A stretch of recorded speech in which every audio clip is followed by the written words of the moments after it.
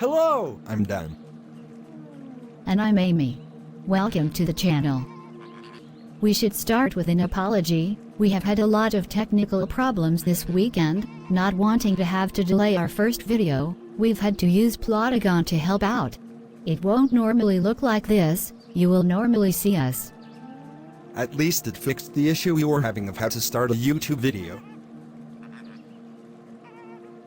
We originally were going to use this video to bring everyone up to speed on what's going on and what this is for. To be honest, we got this idea after we'd taken over the allotment, so we'd started doing things and hadn't really done any videos or photos of what we were doing. Exactly. And with the technical problems, we figured makes more sense to give you the history of the allotment, and in a future video we'll catch you up on what we've done so far. Then we can get started with what the rest of this channel and what our social media channels are about and for. Now if you've read our blog, to be honest, this video is going to be pretty useless and boring to you, so we get it if you don't want to finish. But please subscribe before you go so you can catch all the fun coming up. The kids are going to do their own mini-series that'll go live soon, all about their own safety advice, which is definitely interesting. You do not want to miss any of them, so hit the little bell to get notifications of those and any new videos going live. Some of their advice had us rolling on the floor laughing. We're also going to be doing unboxing, building, review videos, planting. Plenty, and it will either show you how you really should not run a plot, or will give new starters ideas for how to do it. So let's start with the history of the plot. This story goes all the way back to that weird decade people seem to forget to count. You know, the one where you were in 2015 saying 1995 was only 10 years ago, then realized, oh crap, no, it was 20? That weird decade, the naughties. Oi. I'm not being naughty. I'm being well behaved for a change. How can you be deaf in a cartoon as well as in real life? Naughties, like 2000 to 2009? Once upon a time. Oh, here we go again. This area where the allotment is now, used to be a football pitch which was the home of Bridgend Town AFC. Then around 2006, as the supermarket showed up, bought the land, meaning the football club was knocked down, forcing Bridgend Town out of their home and the allotment that was there to be moved down the road.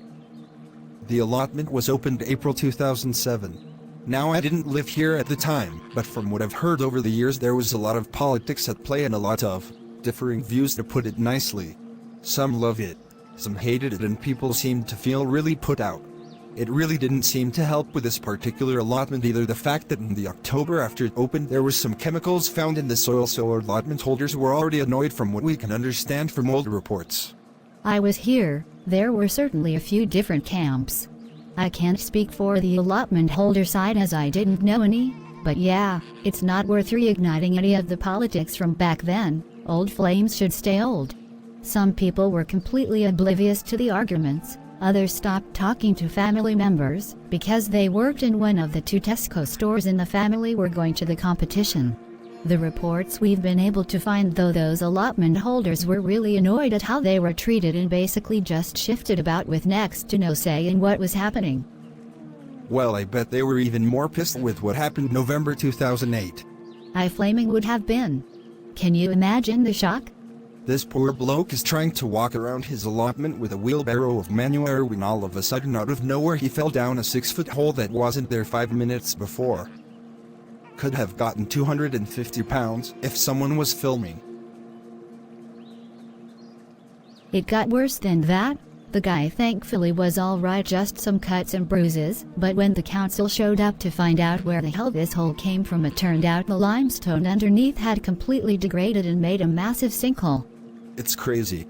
Well, the saga continued when they went to fix it. They had to get machinery and stuff in to fix the sinkhole. They went over 3 plots covering them in oil. So the soil had to be taken away and replaced. Well, they replaced all the soil with soil infested with both mare's tail and horsetail. Not one but 2 horrible invasive weeds. Now we should mention here, a lot of people mistake one for the other, and it is rarely seen together. It is confirmed we have both because one flowers and the other doesn't. If Amy's done this next bit right when this goes live, you should be seeing a picture somewhere on the screen of the flowering one. Which one is the flowering one again? Mare's tail. I'm not sure, I'll write it on the screen. And this is the other one, the non-flowering one. As they grow, they both look virtually the same until the flower shows up. We have very distinct batches of each in different parts of the allotment. We're not going to bore people, but we'll pop a link in the description for 1 or 2 articles on the 2 of them if you're so inclined to research. Just a heads up, it's really boring. I guess that's basically everything for this video. Well, until next time, YouTubers. Thanks for watching. Don't forget to subscribe. If you liked it, give us a thumbs up. If you didn't, give it a thumbs down. Why would you tell them that? Let us know what you think and what you want to see in the comments. And maybe next time we can actually sort it so you can see us. Bye everyone.